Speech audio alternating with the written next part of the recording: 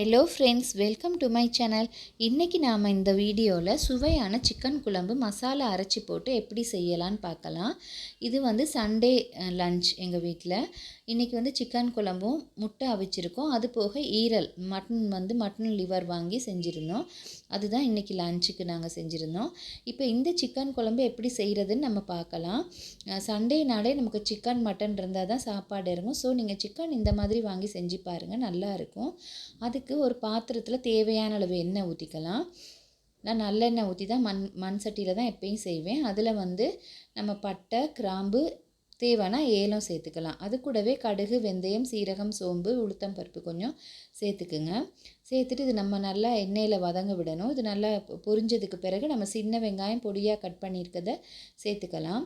சேர்த்துட்டு இதையும் நம்ம நல்லா எண்ணெயில் வதக்கி விட்டுக்குங்க. இந்த மாதிரி சின்ன வெங்காயத்தை நல்லா வதக்கி விட்டுக்குவோம். இது கூட 2 பச்சை மிளகாய் முழுசாக போட்டிருக்கேன். நீங்கள் வெட்டி போடுறதுனாலும் போடலாம். இது கூட கருவேப்பில், இஞ்சி பூண்டு பேஸ்ட், தக்காளி தேவையான அளவு பொடியாக கட் பண்ணி ரெடி பண்ணி வச்சுக்கோங்க. இஞ்சி பூண்டு பேஸ்ட் நல்லா எண்ணெயில் வதங்கணும். அப்போ தான் சிக்கன் குழம்பு நல்லா வாசனையாக இருக்கும். இப்போ பாருங்கள், நல்லா எல்லாம் எண்ணெயில் நல்லா வதங்கிடுச்சு. இந்த நேரத்தில் நம்ம தக்காளியை சேர்த்துக்கலாம். தக்காளியை சேர்த்துட்டு தக்காளியையும் நம்ம நல்லா வதக்கி விட்டுறலாம். நான் 2 தக்காளி இந்த மாதிரி சேர்த்துருக்கேன். இப்போ தக்காளியை நல்லா எண்ணெயில் வதக்கிடுவோம். இஞ்சி பூண்டு பேஸ்ட், வெங்காயம், தக்காளி, பச்சை மிளகாய் எல்லாம் நல்லா எண்ணெயில் வதங்கணும். கூடவே கருவேப்பிலும் போட்டிங்கன்னா நல்ல வாசனையாக இருக்கும். இப்போ இதை நம்ம நல்லா எண்ணெயில் வதக்கியாச்சு. இதில் தேவையான அளவு உப்பு சேர்த்துக்குங்க. சேர்த்துட்டு மிளகாய்த்தூள், மசாலாத்தூள், மஞ்சள் தூள் நம்ம இதில் சேர்த்துக்கலாம். இதில் நான் காஷ்மீரி மிளகாய்த்தூள் சேர்த்துருக்கேன். காஷ்மீரி மிளகாய்த்தூள் 2 ஸ்பூன் மாதிரி சேர்த்துக்குங்க. சேர்த்துட்டு இதில் மிளகாய்த்தூளும் சேர்த்துக்குங்க. சேர்த்துட்டு இதை நம்ம நல்லா மிக்ஸ் பண்ணி விட்டுக்கணும். நல்லா மிக்ஸ் பண்ணி விட்டதுக்கு பிறகு அடி பிடிக்காமல் இருக்க லைட்டாக கொஞ்சம் தண்ணி ஊற்றிக்குங்க.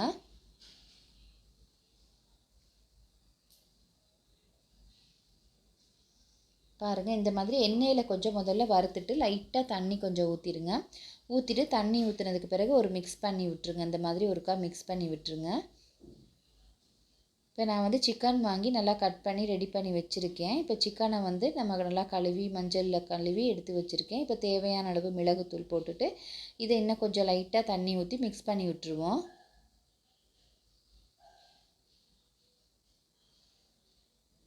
இப்போ நல்லா இதை மிக்ஸ் பண்ணி விட்டுருவோம்.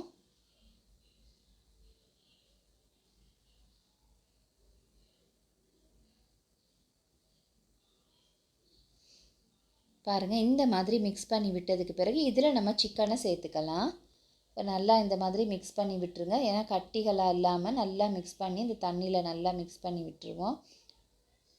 பாருங்கள், இந்த மாதிரி மிக்ஸ் பண்ணோன்னே இன்னும் கொஞ்சம் தண்ணி சேர்த்துக்கலாம். இன்னும் கொஞ்சம் தண்ணி சேர்த்துட்டு இதை நல்லா மிக்ஸ் பண்ணி இந்த மாதிரி சேர்த்து எல்லாம் நல்லா மிக்ஸ் பண்ணி விட்ருங்க. ஏன்னா லேசாக அடி பிடிச்சாலும் அடி பிடிச்ச மனம் வரும். ஸோ அதனால் தண்ணி கொஞ்சம் போட்டுருங்க. போட்டுட்டு இப்போ நம்ம அந்த சிக்கனை இதில் போட்டுக்குவோம். சிக்கனை இதில் போட்டு நல்லா மிக்ஸ் பண்ணி விட்டுறலாம். இந்த மாதிரி போட்டுட்டு நீங்கள் சிக்கனை நல்லா மிக்ஸ் பண்ணி விட்டுருங்க.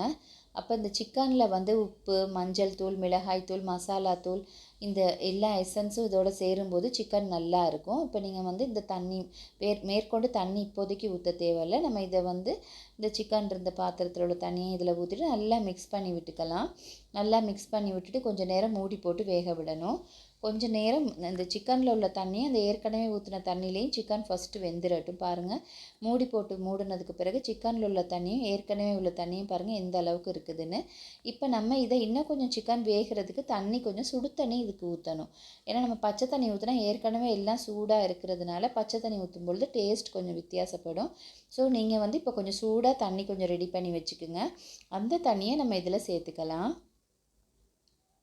இப்போ சுடு தண்ணி கொஞ்சம் ஊற்றியாச்சு. ஊற்றிட்டு நல்லா மிக்ஸ் பண்ணிவிட்டு மூடி போட்டு வேக வச்சுக்கலாம்.